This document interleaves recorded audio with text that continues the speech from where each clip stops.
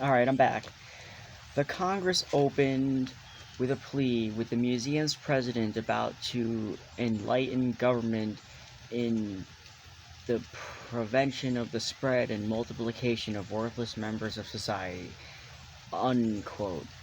At the at the sequential exposition in Philadelphia celebrating the Declaration of Independence 150th anniversary, the American Eugenics Society mounted an exhibit that explained the terrible threat with flashing lights. Every 48 seconds, the lights indicated a mentally deficient person was born in the United States, while only every 7.5 minutes was a high grade person, unquote, born who would have the ability to create and work and be fit for leadership. So, yeah, supposedly this machine's detecting barely any, like, useful people in the world. Anyways, universities were quick to embrace eugenics and give it to their intellectual imprimatur. Eugenics was taught at 376 universities and colleges, including Harvard, Columbia, Berkeley, and Cornell. Prominent professors were outspoken in support, including Ernestine Houghton, the chairman of Harvard's anthropology department, who warned that educated Americans were selling their biological birthright for a mess of morons. A mass of morons makes sense too, actually, from this context, and called for a biological purge. Ooh. Eugenics was so popular on campus that F. Scott Fitzgerald at the Princeton undergraduate wrote a song for a college triangle song called Love or Eugenics, which asked the musical question, men, which would you like to come and pour your tea? Slash, kisses that set your heart aflame, slash, or love from a prophylactic dame. Uh, the the driving force behind the eugenics movement of the 1920s was historians suggest the collective fears of the Anglo-Saxon upper and middle classes about a changing America. Record levels of immigration was transforming the nation's ethnic and religious makeup, and was increased and with increased industrialization and urbanization, community and family ties were fraying. These anxieties being redirected and expressed in the form of fears about the unfit. The eugenics movement offered two solutions: one for the threat from within, and one for the danger without. For yeah, its answer to the foreign threat was new immigration laws to limit the number of Italian, Eastern European Jews, and other non-Europeans admitted to the country, or non-Northern Europeans. Sorry, the eugenicists claimed the groups they wanted to exclude the inordinately high levels of physical and mental hereditary defects were degrading America's gene pool. They offered what purported to be scientific evidence, including intelligence tests claiming that between 40 and 50% of Jewish immigrants arriving at Ellis Island were mentally defective. Um, Congress held hearings at which eugenicists explained the biological deficiencies of various nationalities. Um, about that, by the way, I think I've said that um, eugenicists back in the day would basically, or pretended to, or it could have been a mistake, but sometimes there was personality traits and illnesses that got mixed up, which I kind of tend to believe was on purpose. Um, yeah. Okay.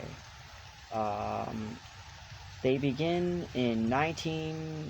begin in 1895 with a law prohibiting various kinds of people deemed to be hereditarily unworthy from marrying in Connecticut, and got other states to pass such laws. Next, they promoted segregation, quote, and placing, quote, defective people in state institutions during their reproductive years to prevent them from passing their flaws on to the next generation. Finally, the eugenicists turned to sterilization, their favorite solution. Marriage laws were weak. Eugenicists feared defective people would simply reproduce out of wedlock. Segregation was expensive. States could not build enough institutions to house all the people the eugenicists wanted to stop from having children. Yeah. I mean, even if this was a good solution, they didn't have the infrastructure, so yeah. It kind of didn't end well, I guess. Sterilization, however, was completely effective and it could be carried out on a mass scale.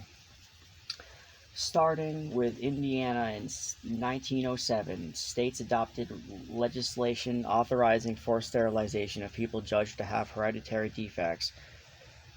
Within 6 years, 12 states had such laws. They called for sterilizing anyone with defective traits such as epilepsy, criminality, alcoholism, or dependency. Another word for poverty, I guess. Their greatest target was the feeble-minded, a loose degeneration, a loose designation that included people who were mentally challenged, women considered to be excessively interested in sex, and various other categories of individuals who offered the middle-class sensibilities of judges and social workers. Fears of the rising tide of feeble-mindedness rose to panic levels. Experts studied the problem intensively and issued reports on subjects like the menace of feeble-mindedness among Californian public school children. A leading psychologist published an influential study organizing the feeble-mindedness underlies our social are the underlying of our social problems, including crime, poverty, and prostitution. The eugenicists insisted society's response had to be commensurate with with enormity of the threat. It was not enough for a few states to sterilize the inmates of their mental hospitals. A nationwide program was required, with each state doing its part. Every American had to be eugenically investigated and evaluated for possible sterilization. The eugenic sterilization moved most prominent leader insisted to move the lowest 1% of the nation. 15 million people would have to go under the knife. Virginia was not in the forefront of the eugenics sterilization movement. Quite the opposite. What it set apart was its relative cautiousness. Virginia did not enact its sterilization law until 1924, 17 years after Indiana's. Then, on the advice of counsel, the state's mental hospital decided they would not sterilize anyone until Virginia's laws was tested in the courts, all the way up to the United States Supreme Court. To accomplish this, the hospitals decided to create a test legal case. It was Carrie Buck's misfortune to be at the wrong place at the wrong time. She had been sent to Virginia colony for epileptics and feeble-mindedness just when the superintendent was trying to find an inmate to put at the center of the case.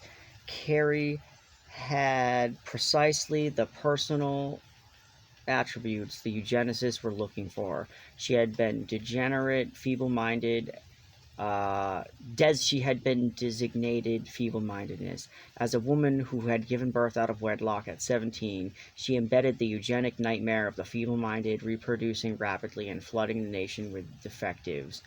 Carrie also came from a sort of family the eugenicists wanted to put in the spotlight. Her mother also was a colony inmate who had been designated feeble-minded, and she had other relatives in the institution, which would help the state establish a hereditary pattern. There was more to Carrie's story, but no one interested in hearing it. She was not, in fact, feeble-minded, despite what the state's unreliable intelligence tested reported. Her school records, which the colony ignored, revealed her to be of perfectly normal intelligence, and the real facts about how Carrie had ended up at the colony and how she came to be pregnant showed that she was not a threat to society, but its victim.